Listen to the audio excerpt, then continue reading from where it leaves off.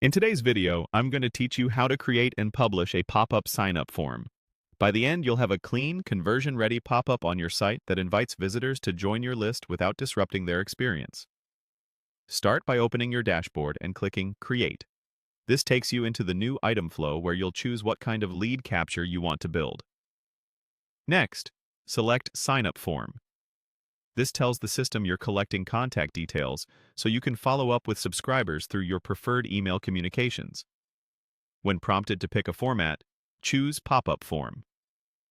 A pop-up is an overlay that appears on top of your page content and is great for getting attention at the right moment. You'll then see the option to build it. Click that to enter the pop-up editor, where you can customize the design, copy, and behavior. Begin by editing the pop-up content. Update the title to something clear and benefit-driven, like Join Our Newsletter. Keep it short and focused. In the description, explain what subscribers will receive, such as updates, tips, or exclusive announcements. Aim for 1 or 2 friendly sentences that set expectations and add value. Then change the button text to a strong call to action like subscribe or join now. Action-oriented wording usually outperforms vague labels, so be specific and confident. Next, edit the form fields. Make sure email is included and marked as required, since you need it to deliver updates. If you'd like to personalize messages later, add an optional first name field. To add any field, click Add a field and choose the type you want.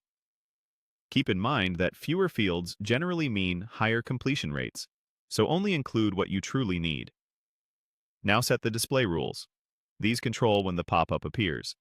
You can show it after a certain number of seconds, display it when someone scrolls a set percentage of the page, or trigger it on exit intent if that option is available. Pick the behavior that fits your content and audience.